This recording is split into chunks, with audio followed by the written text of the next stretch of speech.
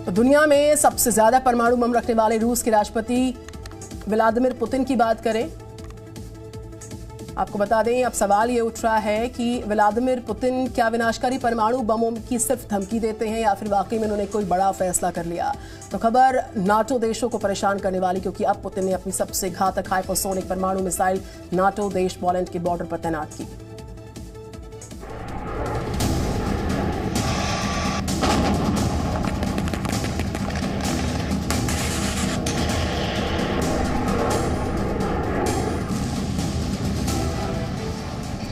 Putin परमाणु धमकी दे चुके हैं और इसी के साथ पुतिन ने एक ऐसा कदम भी उठाया जिसके बाद नाटो देश इसे गंभीरता से लेने पर मजबूर हो गए हैं।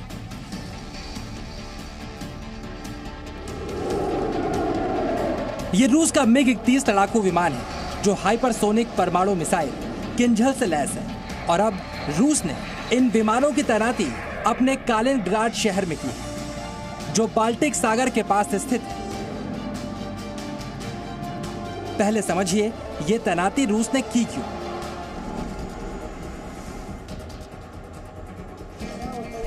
एक विमान से पोलैंड में उतरे इन अमेरिकी सैनिकों को देखिए।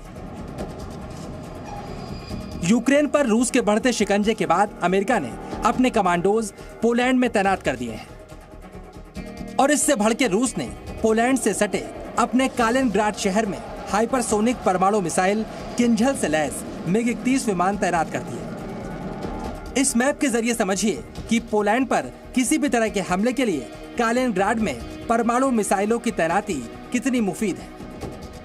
चलिए अब आप ये भी समझिए किंझल मिसाइलों से लैस MiG-31 विमानों को कालिनग्राड में तैनात करना यूक्रेन और नाटो देशों के लिए कितना खतरनाक हो सकता है।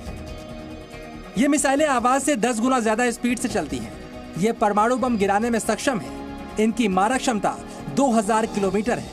इसके अलावा किंझल मिसाइलें 500 किलोटन का परमाणु बम ले जाने में भी सक्षम है और 3 किलोमीटर प्रति सेकंड की रफ्तार से हमला करती हैं। इसीलिए आधुनिक एयर डिफेंस सिस्टम भी इनके सामने फेल है। इन खतरनाक मिसाइलों का अमेरिका और नाटो के पास कोई तोड़ नहीं। किंझल मिसाइल अगर कालिनग्राड से दागी जाती है तो ये पश्चिमी यूरोपीय देशों की ज्यादातर राजधानियों और तुर्की की राजधानी अंकारा को तबाह करने की ताकत भी रखती है। यही नहीं, किंझल के नाटो देशों पर हमला करने में मात्र 7 से 10 मिनट लगेंगे। विशेषज्ञों के मुताबिक रूस ने हाइपरसोनिक मिसाइलों की तैनाती के जरिए चेतावनी दे दी है कि अगर नाटो देशों ने यूक्रेन विवाद में सैन्य हस्तक्षेप किया तो उसका करारा जवाब दिया जाएगा। अब नया जो लेटेस्ट मिसाइल जिरकॉन रूस बना रहा है और ये 9 टाइम्स स्पीड ऑफ साउंड पे जाएगा, तो ये बहुत ही हाई टेक और हाई अपने टारगेट पे 5 मिनट में पहुंच जाएगा। तो ये बहुत ही एक पावरफुल उनके हाथ में एक टूल आ जाएगा। पुतिन की परमाणु धमकी और नाटो देशों के पास इतनी घातक मिसाइलों की तैनाती परमाणु युद्ध की बड़ी चेतावनी है, लेकिन इसका जवाब नाटो देश कैसे देंगे, इस पर दुनिया की नजरें टिकी हुई हैं। ब्यूरो रिपोर्ट, जी मीडिया। रूस के भीषण हमले की आशंका में सहमे यूक्रेन के लिए आज का दिन बहुत डरावना, क्योंकि आज रूस ने यूक्रेन बॉर्डर के नजदीक सबसे घातक हथियारों के साथ युद्धाभ्यास शुरू किया। विशेषज्ञ इस यूक्रेन पर हमले का रिहर्सल इसको कह रहे हैं।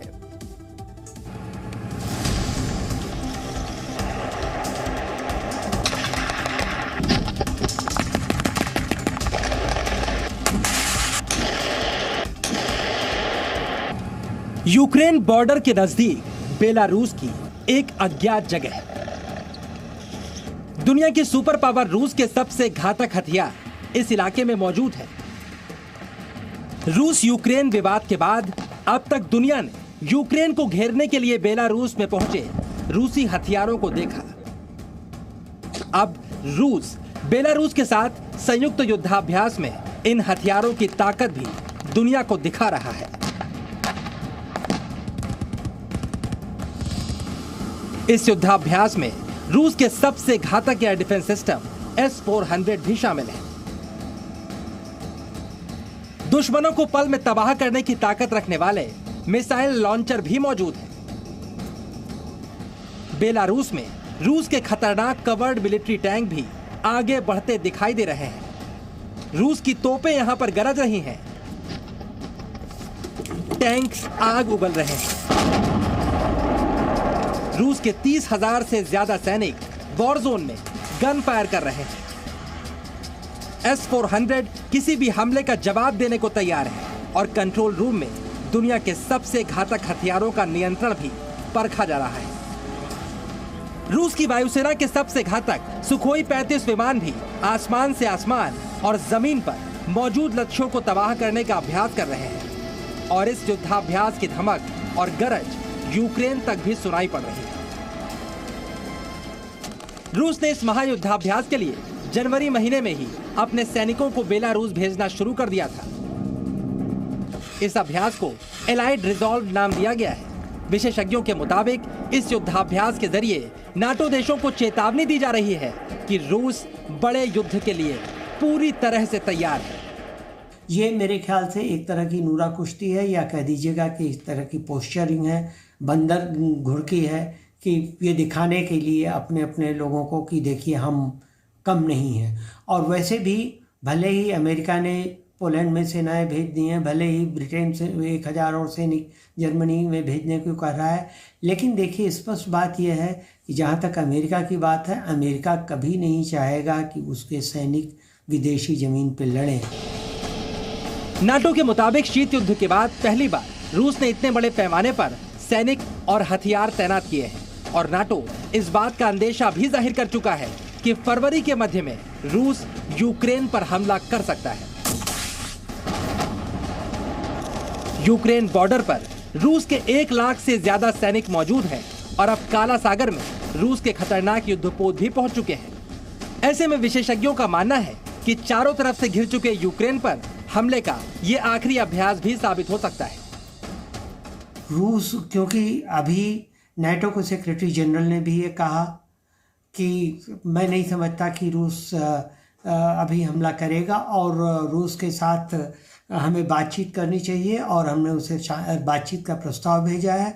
ये हमने कहा है कि हम रूस के चिंताओं को सुनने के लिए तैयार हैं। इन सब बातों को देख के लगता है कि रूस अभी तक ऐसा कुछ नहीं करेगा और अभी भी वार्ता की कोशिश जारी है, वार्ता खत्म नहीं हुई है। फिलहाल ऐसे अभ्यास यूक्रेन का डर बढ़ा रहे हैं। यही वजह है अब यूक्रेन ने रूस के S-400 के मुकाबले अमेरिका से थर्ड एयर डिफेंस सिस्टम तैनात करने की मांग की है, क्योंकि रूस अगर पूरी ताकत से यूक्रेन पर हमला करता है तो यूक्रेन की तबाही में बहुत ज्यादा वक्त नहीं लगने वाला। Presenting B News app available on Google Play and App Store. Download it now.